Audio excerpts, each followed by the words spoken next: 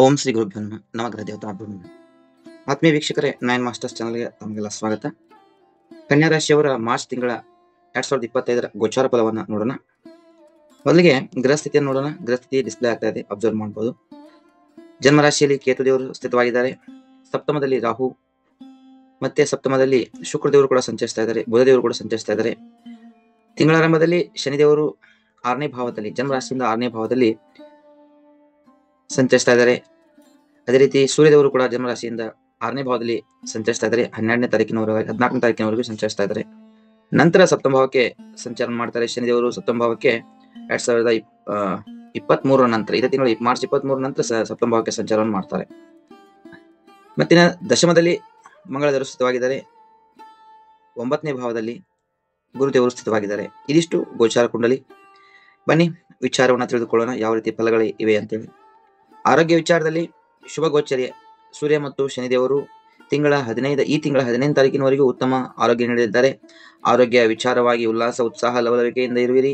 15ರ ನಂತರ ಆರೋಗ್ಯದಲ್ಲಿ ಜಾಗ್ರತೆ ಇರಬೇಕು. ದೇಹದಲ್ಲಿ ಉಷ್ಣತೆ ವಿಕಾರದಿಂದ ಸಮಸ್ಯೆಗಳು ಉಂಟಾಗಬಹುದು. ಹೆಚ್ಚಿನ ಪ್ರಮಾಣದ ನೀರನ್ನು ಕುಡಿಯಿರಿ. ದೇಹದಲ್ಲಿ ನೀರಿನ ಅಂಶ ಸಮತೋಲನ ಕಾಪಾಡಿಕೊಳ್ಳಿ. ನರಕ್ಕೆ ಸಂಬಂಧಿಸಿದ ಇಲ್ಲವೇ ಹೃದಯಕ್ಕೆ ಸಂಬಂಧಿಸಿದ ಕಾಯಿಲೆಗಳು ಉಲ್ಬಣಿಸುವ ಸಾಧ್ಯತೆ ಕೂಡ ಇದೆ. ಸೂಕ್ತ ಸಮಯಕ್ಕೆ ವೈದ್ಯರನ್ನ ಭೇಟಿ ಮಾಡಿ. ಇನ್ನು ಕೌಟುಂಬಿಕ ವಿಚಾರ, ಈ ತಿಂಗಳು ಕೌಟುಂಬಿಕ ಜೀವನದ ಚೆನ್ನಾಗಿರಲಿದೆ. ಒಳ ಜಗಳಗಳು ಒತ್ತಾಯದಿಂದ ಸಮಾಪ್ತಿಯಾಗುತ್ತವೆ. ಮನೆಯಲ್ಲಿ ಮಂಗಳ ಕಾರ್ಯಗಳು ಜರುಗುವ ಸಾಧ್ಯತೆ ಇದೆ. ತಂದೆ ತಾಯಿ ದಂಪತಿ ಸಮೇತರಾಗಿ ದೈವಿಕ ಕ್ಷೇತ್ರಗಳಿಗೆ ದರ್ಶನವನ್ನು ಪಡೆಯುವಿರಿ. ತಂದೆಯಿಂದ ನೆರವು ದೊರೆಯಲಿದೆ. ದಾಂಪತ್ಯ ವಿಚಾರವನ್ನು ನೋಡಲಾಗಿ ಈ ತಿಂಗಳು ದಾಂಪತ್ಯ ವಿಚಾರದಲ್ಲಿ ಶುಭಾಶುಭ ಮಿಶ್ರ ಫಲಗಳನ್ನು ಅನುಭವಿಸುವಿರಿ. ಸಪ್ತಮಾಧಿಪತಿ ಗುರು 9ರಲ್ಲಿ ಶುಭ ಗೋಚರಿಯಿಂದ ಸಂಚರಿಸುತ್ತಾದರೂ ಸಪ್ತಮದಲ್ಲಿ ಅಶುಭ ಗೋಚರಿಯ ಗ್ರಹಗಳ ಸಂಚಾರವು ದಾಂಪತ್ಯ ಸೌಖ್ಯಕ್ಕೆ ಸಮಸ್ಯೆ ತರಲಿದೆ. ದಂಪತಿಗಳಲ್ಲಿ ಅನುಮಾನದ ಅಲೆಗಳು ಸುಳಿದಾಡಬಹುದು. ಯಾವುದೇ ಮೂರನೇ ವ್ಯಕ್ತಿಯ ಸಲುವಾಗಿ ಪರಸ್ಪರರಲ್ಲಿ ವೈಮನಸ್ಸು ಉಂಟಾಗುವ ಸಾಧ್ಯತೆ ಇದೆ. ವಯಸ್ಕ ಮಕ್ಕಳ ಮದುವೆ ವಿಚಾರದಲ್ಲಿ ಇಲ್ಲವೇ ಉದ್ಯೋಗದ ವಿಚಾರದಲ್ಲಿ ಗೊಂದಲ ಉಂಟಾಗಿ ದಾಂಪತ್ಯ ನೆಮ್ಮದಿಗೆ ಸಮಸ್ಯೆ ಉಂಟಾಗಲಿದೆ. ಇನ್ನು ಹಣಕಾಸು ವಿಚಾರ ನೋಡಲಾಗಿ ಈ ತಿಂಗಳು 13 ದಿನಗಳು ಮಾತ್ರ ಆರ್ಥಿಕವಾಗಿ ಸದೃಢ ದಿನಗಳಾಗಿವೆ. ತಿಂಗಳ ಆರಂಭದಿಂದಲೂ 14ರವರೆಗೆ ಸೂರ್ಯದೇವರ ಶುಭ ಕೃಪೆ ನಿಮಗೆ ಆರ್ಥಿಕವಾಗಿ ಸಹಾಯ ಉಂಟಾಗಲಿದೆ. ಸರ್ಕಾರಿ ಜನರಿಂದ ಇಲ್ಲವೇ ರಾಜಕೀಯ ನಾಯಕರಿಂದ ಇಲ್ಲವೇ ತಂದೆಯ ಕಡೆಯಿಂದ ಆರ್ಥಿಕ ಸಹಾಯ ದೊರೆಯಲಿದೆ. 14ನೇ ತಾರೀಕಿನವರೆಗೂ ವ್ಯಾಪಾರ ಉದ್ಯೋಗದಲ್ಲಿ ಧನಾಗಮನ ಸಾಧ್ಯತೆ ಇದೆ. ಇದೇ ಸಮಯದಲ್ಲಿ ಲೋನ್ ಇಲ್ಲವೇ ಇನ್ಸೂರೆನ್ಸ್ ಅನ್ನು ಪಾವತಿ ಮಾಡುವಿರಿ. ಇನ್ನು ಉದ್ಯೋಗ ಮತ್ತು ವ್ಯಾಪಾರ ವಿಚಾರವನ್ನು ನೋಡಲಾಗಿ ಈ ತಿಂಗಳು ಅಧಿಕ ಶ್ರಮ ಅವಶ್ಯಕತೆ ಇರುತ್ತದೆ.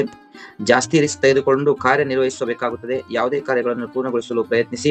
ಯಾರಿಗಾದರೂ ನಿರ್ದಿಷ್ಟ ಸಮಯಕ್ಕೆ ಕೆಲಸವನ್ನು ಮುಗಿಸಿ ಕೊಡುವ ಕಮಿಟ್ಮೆಂಟ್ ಅನ್ನು ಹೊಂದಿದ್ದರೆ ಅದನ್ನು ಬೇಗ ಮುಗಿಸಿಕೊಡಿ. ಇದರಿಂದ ಭವಿಷ್ಯದಲ್ಲಿ ಒಳ್ಳೆಯ ಫಲ ಇರಲಿದೆ. ಮೇಲಾಧಿಕಾರಿಗಳು ಹೇಳಿದ ಯಾವುದೇ ಕೆಲಸ ಇದ್ದರೆ 14ನೇ ತಾರೀಕಿನ ಒಳಗಾಗಿ ಮುಗಿಸಲು ಪ್ರಯತ್ನಿಸಿ. ಇಲ್ಲ ಅಂದ್ರೆ ಮುಂದೆ ಭವಿಷ್ಯದಲ್ಲಿ ತೊಂದರೆ ಅನುಭವಿಸುವಿರಿ. ಇದಿಷ್ಟು ಗೃಹಸ್ಥಿತಿ ಫಲ ಆಯಿತು. ನಂತರ ಸಾಮಾನ್ಯವಾಗಿ ವಿಚಾರ ಮಾಡಲಾಗಿ ಈ ತಿಂಗಳು ಏನಪ್ಪಾ ಅಂತಂದ್ರೆ ಸಂಸಾರದ ಜವಾಬ್ದಾರಿಗಳು ನಿಭಾಯಿಸುವಲ್ಲಿ ಸಂಗಾತಿಯ ಸಹಕಾರ ದೊರೆಯಲಿದೆ. ಶುಭ ಸುದ್ದಿಯಿಂದ ಮಾನಸಿಕ ನೆಮ್ಮದಿ ಇರಲಿದೆ. ಮಾತಿನಲ್ಲಿ ಹಿಡಿತ ಇದ್ದರೆ ಒಳ್ಳೆಯ ಫಲಿತಾಂಶ ಇರುತ್ತದೆ. ಸಣ್ಣ ಪ್ರವಾಸ, ಗಣ್ಯ ವ್ಯಕ್ತಿಗಳ ಭೇಟಿ, ಹಣಕಾಸಿನ ವಿಚಾರದಲ್ಲಿ ಎಚ್ಚರಿಕೆಯಿಂದಿರುವುದು ಒಳ್ಳೆಯದು. ಹೆತ್ತವರ ಕುಟುಂಬದ ಹಿರಿಯರ ಆರೋಗ್ಯದ ಬಗ್ಗೆ ಕಾಳಜಿ ವಹಿಸಿ. ವಿದ್ಯುತ್ ಉಪಕರಣಗಳು ಸಣ್ಣ ಪುಟ್ಟ ಸಮಸ್ಯೆಗಳನ್ನು ಅನುಭವಿಸುವಿರಿ. ವಿದ್ಯುತ್ ಉಪಕರಣಗಳನ್ನು ಬಳಸುವಾಗ ಸ್ವಲ್ಪ ಜಾಗೃತಿಯಾಗಿರುವುದು ಅವಶ್ಯ. ಅವಿವಾಹಿತರಿಗೆ ವಿವಾಹದ ಮಾತುಕತೆಗಳು ನಡೆಯಲಿವೆ. ತಮ್ಮ ಕ್ಷೇತ್ರದಲ್ಲಿ ಗುರುತಿಸಿಕೊಳ್ಳುವ ಸಮಯ ಇದಾಗಿರುತ್ತದೆ. ಯಾರು ರಾಜಕೀಯ ನಾಯಕರಲ್ಲಿ ಅವರು ತಮ್ಮ ಕ್ಷೇತ್ರದಲ್ಲಿ ಉತ್ತಮ ಪ್ರಮಾಣದ ಒಂದು ಜನಪ್ರಿಯತೆ ಗಳಿಸುವ ಸಾಧ್ಯತೆ ಕೂಡ ಇದೆ. ಸರ್ಕಾರಿ ಕೆಲಸದಲ್ಲಿದ್ದ ವಿವಾದಗಳು ಬಗೆಹರಿಯುವ ಸಾಧ್ಯತೆಗಳು ಇವೆ. ಹೊಸ ಯೋಜನೆಗಳಿಗಿದ್ದ ಅಡೆತಡೆಗಳು ಈ ತಿಂಗಳು ನಿವಾರಣೆ ಆಗ್ತಕ್ಕಂಥದ್ದು.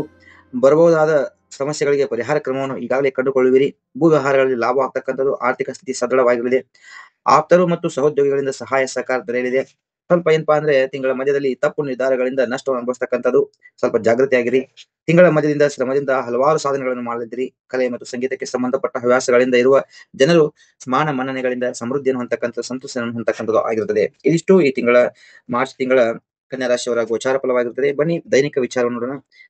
ದೈನಿಕವಾಗಿ ಯಾವ ರೀತಿ ರಾಶಿ ಫಲಗಳು ಇವೆ ಅಂತೇಳಿ. 1ನೇ ತಾರೀಕು ಮದುವೆಯ ಸಮಾರಂಭದಲ್ಲಿ ಭಾಗಿಯಾಗುವ ಸಾಧ್ಯತೆ ಇದೆ. ದಾಂಪತ್ಯ ಸೌಖ್ಯ ಉತ್ತಮವಿರಲಿದೆ. ಉತ್ತಮ ಭೋಜನ, ವಾಹನ ಲಾಭವಾಗ್ತಕ್ಕಂಥದ್ದು ಶುಭ ದಿನವಾಗಿರುತ್ತದೆ. ಇನ್ನು 2, 3, 4 ಈ 3 ದಿನಗಳಲ್ಲಿ ಅನಾರೋಗ್ಯ ಚಿಂತೆ ಬಾಧಿಸಲಿದೆ. ಜಗಳಗಳು, ಧನನಷ್ಟ, ಮಾನಹಾನಿ ಉಂಟಾಗತಕ್ಕಂಥದ್ದು. ಈ 3 ದಿನಗಳು ಅಶುಭ ದಿನಗಳಾಗಿರುತ್ತವೆ. ಇನ್ನು 5, 6ನೇ ತಾರೀಕು ದೀರ್ಘ ಪ್ರಯಾಣದಿಂದ ಆಯಾಸವಂತಕ್ಕಂಥದ್ದು, ಅನಿರೀಕ್ಷಿತ ವೆಚ್ಚಗಳು ಹೆಚ್ಚಾಗ್ತಕ್ಕಂಥದ್ದು, ಧಾರ್ಮಿಕ ಕ್ಷೇತ್ರಗಳಲ್ಲಿ ಸಮಸ್ಯೆಯನ್ನು ಅನುಭವಿಸ್ತಕ್ಕಂಥದ್ದು ಆಗಿರುತ್ತದೆ. ಇನ್ನು 7, 8ನೇ ತಾರೀಕು ಸ್ಥಾನ ಲಾಭ ಆಗ್ತಕ್ಕಂಥದ್ದು, ಗೌರವ, ಶತ್ರುಗಳಲ್ಲಿ ಜಯ ಆಗ್ತಕ್ಕಂಥದ್ದು, ಉದ್ಯೋಗದಲ್ಲಿ ಯಶಸ್ಸು, ಆಸ್ತಿ ಮಾರಾಟದಿಂದ ಲಾಭ ಆಗ್ತಕ್ಕಂಥದ್ದು, ಸರ್ವ ಕಾರ್ಯ ಸಿದ್ಧಿ ಆಗ್ತಕ್ಕಂಥದ್ದು ಶುಭ ದಿನಗಳಾಗಿರುತ್ತವೆ. ಇನ್ನು 9, 10ನೇ ತಾರೀಕು ಉತ್ತಮವಾಗಿರ್ತಕ್ಕಂಥ ದಿನಗಳಾಗಿರ್ತವೆ. ಆರ್ಥಿಕ ಲಾಭ, ಸಮೃದ್ಧಿ ಉಂಟಾಗ್ತಕ್ಕಂಥದ್ದು, ಸ್ನೇಹಿತರ ಭೇಟಿಯಿಂದ ಲಾಭ ಆಗ್ತಕ್ಕಂಥದ್ದು, ವಿವಿಧ ಬಗೆಯ ಆಟಗಳಲ್ಲಿ ಧನಲಾಭ ಆಗ್ತಕ್ಕಂಥದ್ದು ಉತ್ತಮ ದಿನಗಳಾಗಿರ್ತವೆ. ಇನ್ನು 11, 12, 13 ಇವು ಅತ್ಯಂತ ಶುಭ ದಿನಗಳಾಗಿರ್ತವೆ. ಸೋಮಾರಿತನದಿಂದ ನಷ್ಟವನ್ನು ಅನುಭವಿಸುವಿರಿ. ಲೇಜಿನೆಸ್ ಮಾಡ್ಕೊಳ್ಳಿಕ್ ಹೋಗಬೇಡಿ. ತಪ್ಪು ತಿಳುವಳಿಕೆಯಿಂದ ಮಾನಹಾನಿ ಉಂಟಾಗ್ತಕ್ಕಂಥದ್ದು, ದಾಂಪತ್ಯದಲ್ಲಿ ವಿರಸ ಉಂಟಾಗ್ತಕ್ಕಂಥದ್ದು ಇರ್ತದೆ. ಸ್ವಲ್ಪ ಜಾಗೃತಿಯಾಗಿರುವುದು ಅವಶ್ಯ. ಹಣಕಾಸಿನ ವಿಚಾರದಲ್ಲಿ ಸ್ವಲ್ಪ ಜಾಗೃತಿಯಾಗಿದೆ. ಇನ್ನು 14, 15 ಉತ್ತಮವಾಗಿರ್ತಕ್ಕಂಥ ದಿನಗಳಾಗಿರ್ತವೆ. ಉತ್ತಮ ಆರೋಗ್ಯ, ಸಂಪತ್ತು, ಸಮೃದ್ಧಿಯ ದಿನಗಳಾಗಿರ್ತವೆ. ವ್ಯಾಜ್ಯಗಳಲ್ಲಿ ಜಯ ಸಿಗತಕ್ಕಂಥದ್ದು, ಶತ್ರುಗಳ ಮೇಲೆ ವಿಜಯವನ್ನು ಸಾಧಿಸತಕ್ಕಂಥದ್ದು, ದಾಂಪತ್ಯ ಸೌಖ್ಯ ಇರತಕ್ಕಂಥದ್ದು ಮುಂತಾದ ಒಳ್ಳೆಯ ಫಲಗಳು ಈ ದಿನಗಳಲ್ಲಿ ಘಟಿಸುತ್ತವೆ. ಇನ್ನು 16, 17, 18 ಇವು ಅತ್ಯಂತ ಶುಭ ದಿನಗಳಾಗಿರ್ತವೆ. ಆರ್ಥಿಕ ಸಂಕಷ್ಟ ಉಂಟಾಗ್ತಕ್ಕಂಥದ್ದು, ಕೌಟುಂಬಿಕ ಕಲಹ, ಉದ್ಯೋಗದಲ್ಲಿ ಅಡಚಣೆ, ಖಿನ್ನತೆ ಮತ್ತು ಮಾನಹಾನಿಯನ್ನು ಅನುಭವಿಸತಕ್ಕಂಥದ್ದಾಗಿರ್ತವೆ. ಇನ್ನು 19, 20 ಈ 2 ದಿನಗಳು ಉತ್ತಮವಾಗಿರ್ತವೆ. ಸ್ನೇಹಿತರಿಂದ, ನೆರೆಹೊರೆಯರಿಂದ ಒಳ್ಳೆಯ ಬಾಂಧವ್ಯ ಇರತಕ್ಕಂಥದ್ದು, ಮಾತಿನಿಂದ ಲಾಭವಾಗ್ತಕ್ಕಂಥದ್ದು, ಪರೀಕ್ಷೆಯಲ್ಲಿ ಜಯ ಆಗ್ತಕ್ಕಂಥದ್ದು, ಸ್ತ್ರೀಯಿಂದ ಲಾಭವಾಗ್ತಕ್ಕಂಥದ್ದು, ದೈವಿಕ ಕ್ಷೇತ್ರಗಳ ದರ್ಶನದ ಭಾಗ್ಯ ಉಂಟಾಗ್ತಕ್ಕಂಥದ್ದು. ಇನ್ನು 21, 22, 23 ಮಾನಸಿಕ ತೊಂದರೆಯನ್ನು ಅನುಭವಿಸುವಿರಿ. ಆತಂಕ, ಭಯ ಉಂಟಾಗ್ತಕ್ಕಂಥದ್ದು, ತಾಯಿಯ ಆರೋಗ್ಯದಲ್ಲಿ ತೊಂದರೆ ಉಂಟಾಗ್ತಕ್ಕಂಥದ್ದು, ವ್ಯವಹಾರದಲ್ಲಿ ನಷ್ಟ, ವಾಹನದಲ್ಲಿ ಕ್ರಯ ವಿಕ್ರಯದಲ್ಲಿ ಅಂದ್ರೆ ವಾಹನಗಳ ವ್ಯಾಪಾರದಲ್ಲಿ ನಷ್ಟ ಅನುಭವಿಸ್ತಕ್ಕಂಥದ್ದು ಉಂಟಾಗ್ತದೆ. ಸ್ವಲ್ಪ ಜಾಗೃತಿಯಾಗಿದೆ. 24, 25 ಪ್ರೇಮಿಗಳಲ್ಲಿ ಕಲಹ ಉಂಟಾಗ್ತಕ್ಕಂಥದ್ದು, ಪ್ರೇಮ ವ್ಯವಹಾರಗಳಲ್ಲಿ ನಿರಾಸೆ ಉಂಟಾಗ್ತಕ್ಕಂಥದ್ದು, ಆಕಸ್ಮಿಕ ಧನನಷ್ಟ, ಸಂತಾನ ವಿಚಾರದಲ್ಲಿ ಚಿಂತೆ ಇಲ್ಲಿದೆ. ಇನ್ನು 26, 27 ಇಷ್ಟ ವಸ್ತುಗಳ ಖರೀದಿ ಇಲ್ಲವೇ ಸ್ವಾಧೀನವಾಗ್ತಕ್ಕಂಥದ್ದು, ಉತ್ತಮ ಆರೋಗ್ಯ ಇರತಕ್ಕಂಥದ್ದು, ಧನಲಾಭ ಮತ್ತು ಶತ್ರುಗಳ ಮೇಲೆ ವಿಜಯವನ್ನು ಸಾಧಿಸುತ್ತೀರಿ. 28, 29 ದಾಂಪತ್ಯ ಸೌಖ್ಯ ಉತ್ತಮವಿರಲಿದೆ. ಉತ್ತಮ ಭೋಜನ ದೊರೆಯತಕ್ಕಂಥದ್ದು, ವಾಹನ ಲಾಭ ಆಗ್ತಕ್ಕಂಥದ್ದು, ಪಾಲುದಾರಿಕೆಯ ವ್ಯವಹಾರದಲ್ಲಿ ಅಧಿಕ ಲಾಭವಾಗ್ತಕ್ಕಂಥದ್ದು, ವ್ಯಾಪಾರ ವ್ಯವಹಾರಗಳಲ್ಲಿ ಉತ್ತಮವಾಗಿರ್ತಕ್ಕಂಥ ಲಾಭಾಂಶ ಕಂಡು ಬರ್ತಕ್ಕಂಥದ್ದು ಉಂಟಾಗುತ್ತದೆ.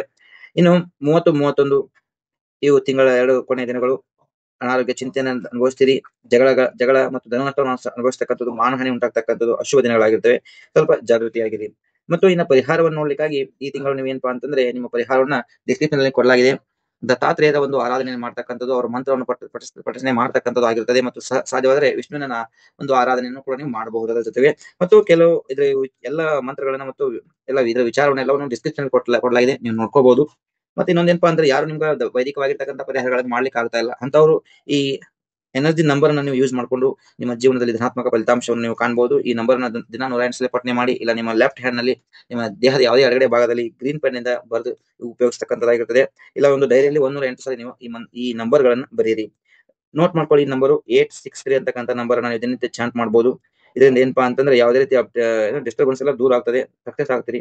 ಮತ್ತು 36, 369 ಈ ನಂಬರ್ ನೀವು ಡೈಲಿ ಚಾಂಟ್ ಮಾಡಬಹುದು. ಇದು ಕೂಡ ನಿಮ್ ಧನಾತ್ಮಕವಾಗಿರ್ತಕ್ಕಂಥ ಫಲಿತಾಂಶವನ್ನು ಈ ತಿಂಗಳಲ್ಲಿ ಉಂಟಾಗತಕ್ಕಂಥ ನೆಗೆಟಿವ್ ಫಲಗಳನ್ನ ದೂರ ಮಾಡತಕ್ಕಂಥ ನಂಬರ್ ಆಗಿರ್ತದೆ. ಇನ್ನು 916688 ಈ ನಂಬರ್ ಅನ್ನ ಚಾಂಟ್ ಮಾಡಿ ನಿಮ್ಮ ಯಾರು ವ್ಯಾಪಾರಿಗಳಿದ್ದೀರಿ, ವ್ಯವಹಾರಗಳನ್ನು ಮಾಡ್ತಾ ಇದ್ದೀರಿ, ಅದರಲ್ಲಿ ಉಂಟಾಗ್ತಕ್ಕಂಥ ಬಾಧೆಗಳನ್ನ ನಿವಾರಣೆ ಮಾಡ್ತಕ್ಕಂಥದ್ದು, ಡಿಸ್ಟರ್ಬೆನ್ಸ್ ಗಳನ್ನ ದೂರ ಮಾಡ್ತಕ್ಕಂಥ ನಂಬರ್ ಆಗಿರ್ತದೆ.